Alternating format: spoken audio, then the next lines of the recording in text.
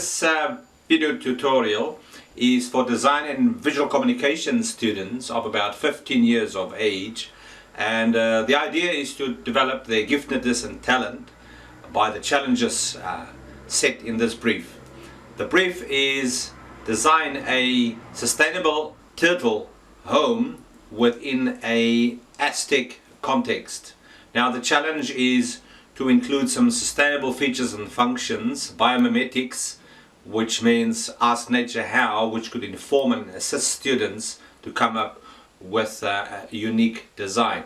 The other area which we will look into is sustainable features and functions like passive solar, where the sun heats up an object and it slowly releases the heat, called a heat sink.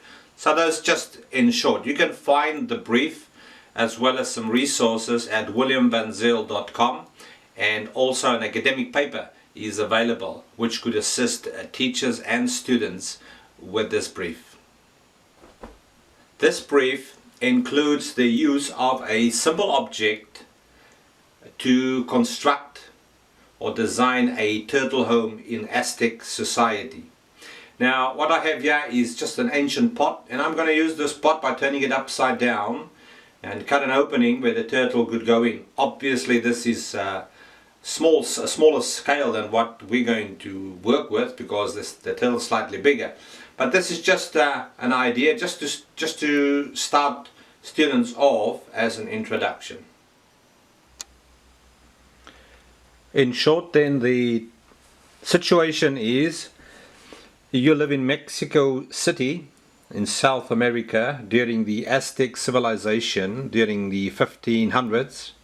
You are part of a turtle family living at the lake, and you are watching the Aztecs moving on their canoes daily, transporting food and so on the lake. The brief is design a turtle house, a sustainable turtle house for you and your family of 4 members. Use biomimetics, in other words ask nature how, to assist you. Draw on experiences as a turtle. Think like a turtle, but construct and design like a human. The challenge is to be creative and innovative. In short, the layout is as follows. We have 8 terracotta pots. The pebbles represents the terracotta pots. The large terracotta pot in the middle is where the food would be stored. So we have 2 houses for each turtle, a summer and a winter house, summer, winter, summer, winter, summer, winter. It means 2 homes for every turtle. This is a 3D view of the little town or the home for the turtles. As mentioned, summer, winter, summer, winter, summer, winter, etc. for every turtle, and the food storage area over here. Some details on the left is shown, some sectional views. We have a winter home and a summer home right there. So the winter home will be heated up by the sun. The terracotta is a good heat sink, will absorb the heat and will act as a heat sink and release the heat slowly. So the turtles would have a lovely warm home during winter. The summer house, however, is covered with vegetation like a typical green roof used in sustainable architecture, which would cover and keep it cool. We could also introduce a floor of terracotta tiles or fire bricks, also, well, the best heat sink one can find, and that of course will also heat up. But we need to open the floor area so the sun could get to it, so that it is exposed to the sun. The question is, how will we do that? In our next sketch we're going to discuss that. Our final sketch is an illustration of the entire system, including the home of the turtle. Now quickly to orientate the viewer, we got the sun over there, we got the home of the turtle right there, that's the ground level. We got a pond here, cloud, you can see the rain, and that would harvest the water. We got a deciduous tree which sheds its leaves during winter. We have a wind turbine, and we have a battery underground in a lovely waterproof container. So let's start with the home quickly. We can see that this home here, it's got like a spherical shape, and the idea is to have it move like so, like an aperture. It can open and close on demand, which will allow more sun into the home.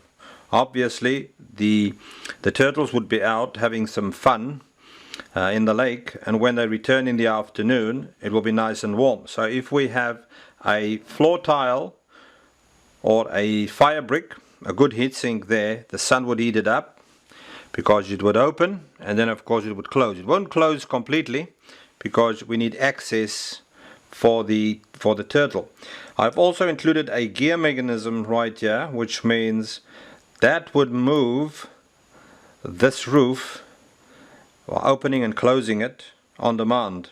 We could have like a sensor maybe, and let's assume that the perfect temperature for a turtle is 22 degrees centigrade Celsius. The sensor would send messages to the electrical motor which sits here, which would open and close it.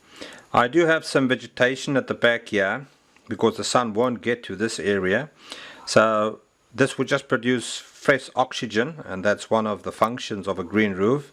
It absorbs carbon dioxide and produces lovely fresh oxygen. So it's a very layered solution, and there's so much more one can add. So let's continue.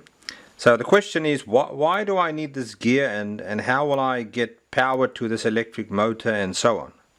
So we could either use solar panels. I haven't included that yet.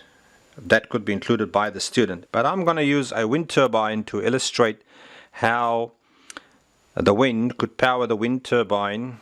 The wind turbine would charge the battery. The batteries would power the electric motor and the sensor.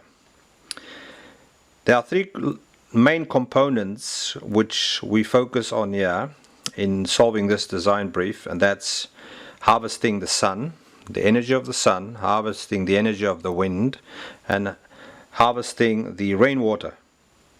So we have clouds here. When it rains, the water would be collected into this pond here, and this is additional water very close for the turtles. The second area is wind, harvesting wind energy, as I've just explained. And lastly, just an additional component or system is a deciduous tree. The deciduous tree shed its leaves during winter, so the sun could get through the tree to the house. This is typical deciduous landscaping techniques used in sustainable architecture. So during summer, however, the tree is full of leaves, and this foliage would filter the sun. In other words, it would keep the home of the turtle cool. So in general, that gives us a starting point for this specific brief. There's much more that can be added but within the groups, the syndicates, students can collaborate and include scientific, biological, and any other discipline they would like to try and solve this brief.